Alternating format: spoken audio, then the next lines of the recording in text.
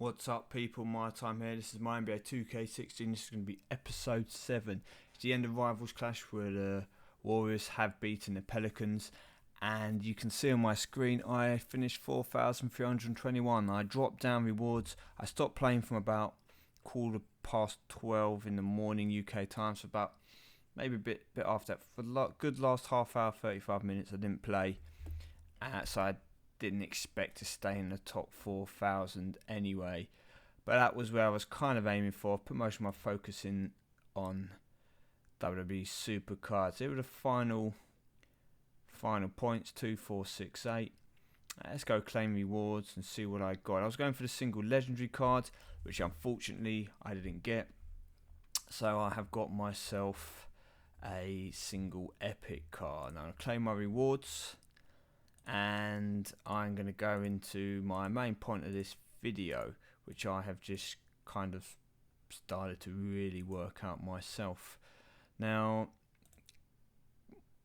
sorry my cards, I will just quickly go to the quick game, and you can see this was the deck that I was using. It wasn't winning every game, no, but the idea was I'd try and win the doubles match and one of the singles by trying to play people who are in epic. And I wasn't getting epic plus in the plus 5s. I was having to play epic plus people. So it's very hard to get loads of epic pluses. There were a few, but I was mixing up between epic plus and epic plus. So could have done better, but that was what I was playing with. Now you've seen myself with a second. Let's go to my card, second epic card. And I'm going to quickly go through here. If you look, I have a pro. I can't say the guy's name, so we're going to call him Ilgi for the sake of it here. And I bothered to use the auction house to get him. I'm going to do exactly the same with this Draymond Green. I'm going to use the auction house to get him pro'd. Now if we go to my ultra rare cards, you will notice that I have stopped trying to pro up all these ultra rares. I have fed them pretty much so they are full. So if I get duplicates, I will then look to pro them. And same with my super rares. Once the only 2 pros I had at the start of the beginning of my deck. Look here, I am starting to work on people now. For example, this Thaddeus Young, Drazen Petrovic, people that I have duplicates at the moment. I will bother to potentially keep and start to feed cards into, so they're ready. That if I were to get, and I click on sign a pro, get 4 of them, I will make a pro out of them. I will not use any veteran contracts anymore on super rare because they will not feature in anything apart from season mode, and I'm not going into season mode at the moment. So if I were to just hypothetically go into season mode and autofill, you will see that I'm in the ultra rare. We'll click on season rewards, and if I win I get 1 epic card, which is great. If I get to the finals I get an ultra rare card. So quarters to get anything. If I don't get to the quarters, so basically 4 days time, 4 to 5 days time, maybe it's even longer than that, isn't it? It's even longer to get there. Then it's been a waste because I have no use for the cards. So I'm kind of still not really going into season mode. I don't see it as being worth it. What I think is worth it is the auction house. And I'm going to click on auction outcomes and show you why. People, if you want to try and get anywhere, you have to do this. You have to make the most of the auction house, okay? So you see I've got this one sold here. Now it's one sold. And I'm going to go and do it again. You have to just consistently do this.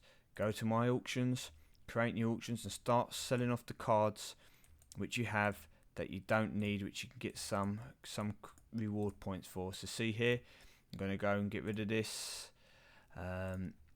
You can do it with rare cards, although rare cards now are harder to do because there are obviously more people who've got through that kind of level now. So rare cards don't seem to really sell quite as quickly as they did a couple of weeks ago.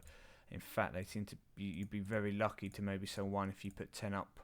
Where super rare, you can still put 10 up, hopefully sell 3 of them, possibly 4.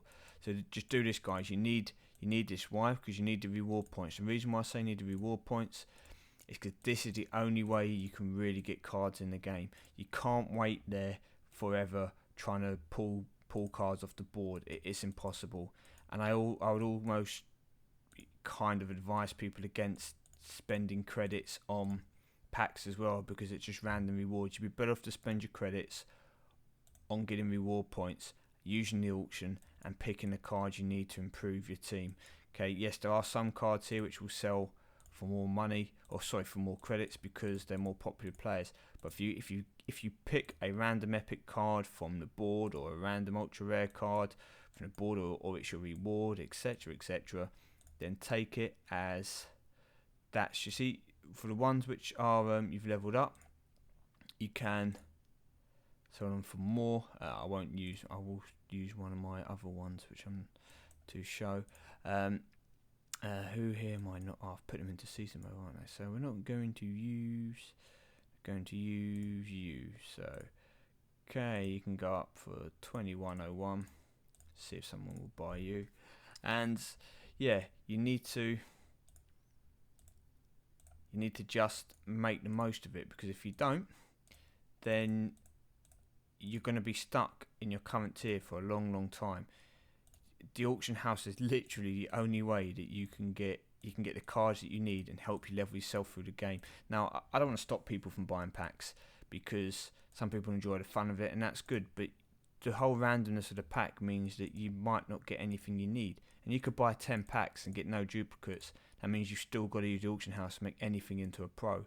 So you'd be better off to see what you've got. That's me done for the moment. See what you got, and then go into the auction house and see what it's going to kind of cost you. Like if I were to go here and I say, okay, right, I got Raymond Green. It's going to be probably quite a few people going for him. Let's go in now quickly. Let's go into an auction house.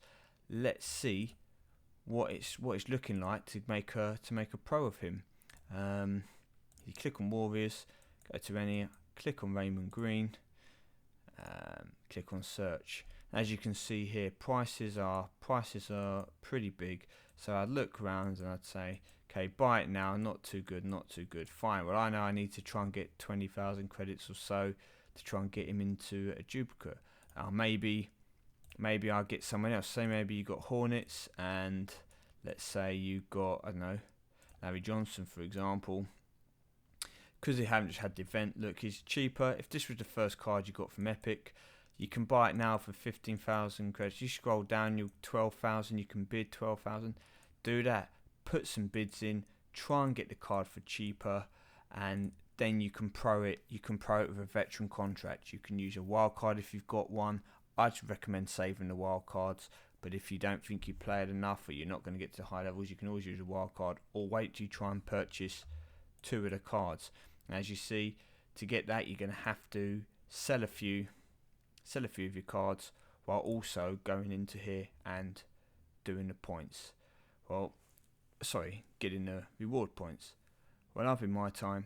That's my little tip. Use the auction house. Use your reward points. Go for the cards that you've already got to make into pros.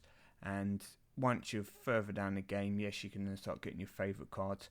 But otherwise, it's going to take you a very, very long time to get to those top levels.